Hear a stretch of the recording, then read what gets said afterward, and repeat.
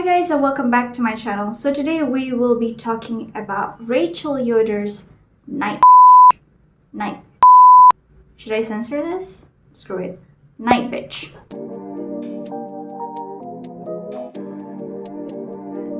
Since March is Women History Month, so I decided to choose this book as for the occasion and stuff. I wanted to do it on International Women's Day, but it's too late and I was actually having trouble reading this book. Not because it was a bad book anyway, but it's actually a really good read. One day the mother was a mother, but then one night she was quite suddenly something else. At home full-time with her 2-year-old son, an artist finds she is struggling. She is lonely and exhausted. She had imagined, what was it she had imagined? Her husband, always traveling for his work, calls her from faraway hotel rooms. One more toddler bedtime, and she fears she might lose her mind. Instead, quite suddenly, she starts gaining things, surprising things that happen one night when her child would not sleep. Sharper canines, strange new patches of hair, new appetites, new instincts, and from deep within herself, a new voice. With its clear eyes on contemporary womanhood and sharp take on structures of power, Nightbitch is an outrageously original, joyfully subversive read that will make you want to howl in laughter and recognition.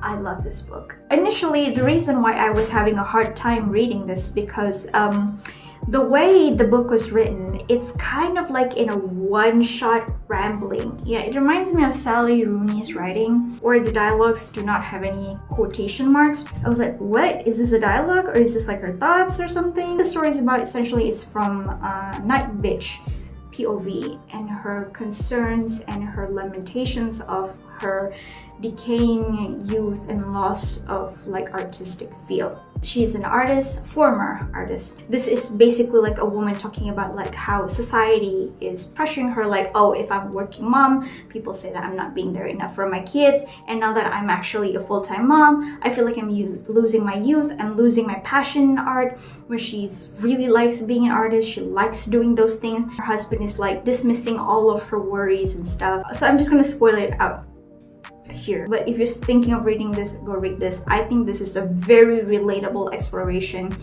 of womanhood and motherhood. One thing that I like is that it doesn't villainize men. I have read so many books, like female-centric books, that is like, us women gotta stick together because men are just horrible creatures, discounting the fact that many of us are actually raised by good men. My father was a good man, my brother is a good man. There is still good men out there. I do know and acknowledge the fact that there are shitty men out there, but there are also shitty women. When it's written by women, it's mostly about men who are being shitty to them, and that all men are bad. I'm not denying it. I've known such men in my life, but like, there's just too many stories about that, and I was just getting sick of it. And so I was actually finding it quite a relief that Nightbitch did not go to that direction. Her husband was like working a lot, traveling a lot and everything. I was like half expecting like, oh, she's gonna discover her husband cheating on her or something. But that did not happen. And I was actually pleasantly surprised. It is still about that, about,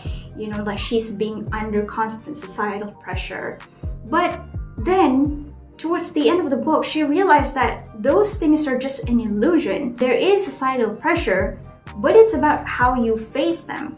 And by the end of this book, Nightbitch faced those pressure head on. She says, screw all of you. She's a great mom. But it's just that she's constantly feel down about herself, like she's not doing enough. And when she sees like other moms are like so get it together and like having careers and stuff, she's doing this self-deprecating thing and that she's not doing enough. As it turns out that her husband, all she has to do is just, hey, her husband come home and just gives the baby to him. The husband was like, okay, takes care of the kids and having fun with his son, and she gets to have some time of her own doing her art. She realized that all I have to do is just ask. She always felt like she has to shoulder this burden alone. The story is done in a very symbolic way.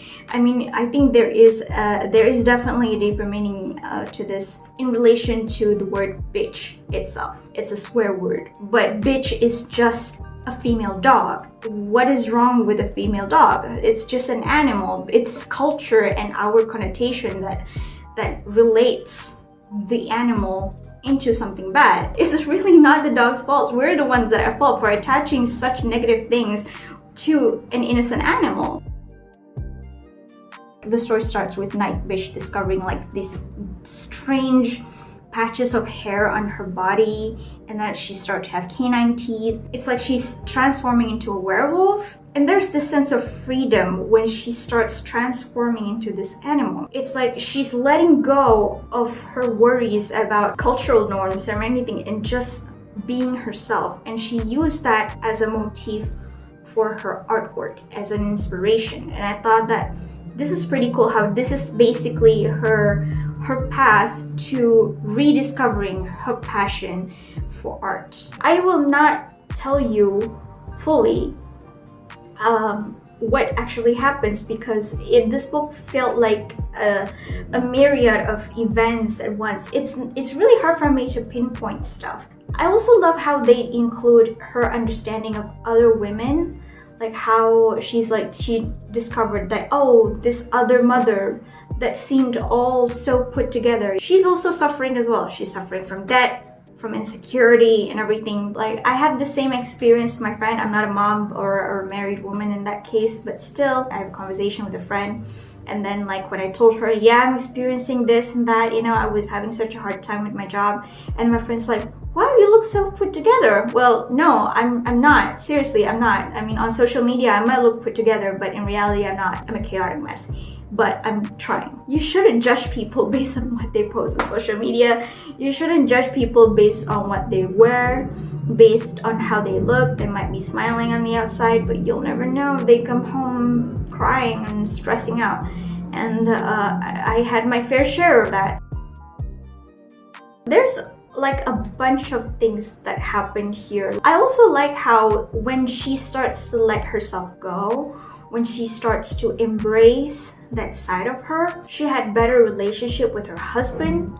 Her husband actually likes her the way she is because it feels like she's embracing her true femininity. And then she had better relationship with her child. She's having so much fun with her kid, and I thought that, oh man, that was so sweet. I was expecting her to go full on wolf and abandoning her family and anything. But no, the story subverted my expectation in a positive way. It's a Kafka-esque kind of story. It's like metamorphosis. But anyway, from Nightbitch, you can tell it's a very, very rich and realistic and relatable take on motherhood. And it also makes me reflect on my views on motherhood as well. I love how this book makes this element, this animalistic nature, mixing that, sometimes we just have to surrender to the basic nature inside of us. I don't even know how to put this book into words, because this book is not exactly something like I can explain chronologically.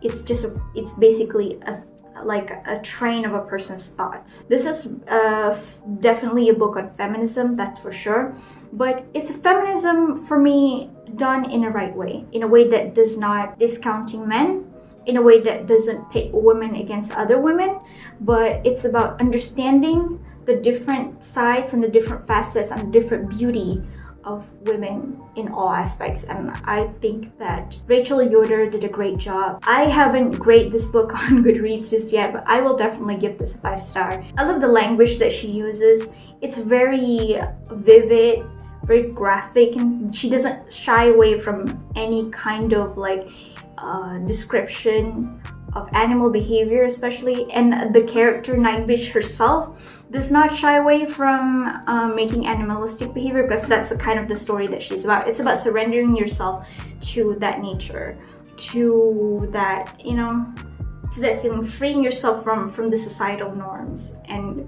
be the person that you're meant to be. I'd say kudos. Anyway, that is all the thoughts that I have on Nightbitch by Rachel Yoder. I wish I could talk more about this book, but I can't. This book is odd, but it's a good kind of odd, I must say. It took me a while because I actually had to get used to this writing style, but once I actually got myself used to it, I cannot put it down. So yeah, I actually highly recommend it if you want some very unorthodox yet relatable take on motherhood, the harsh reality but at the same time a very sort of inspiring yet relatable story. Very zany, very weird. So anyway, thank you guys so much for watching, and I'll see you guys in the next one. Bye bye.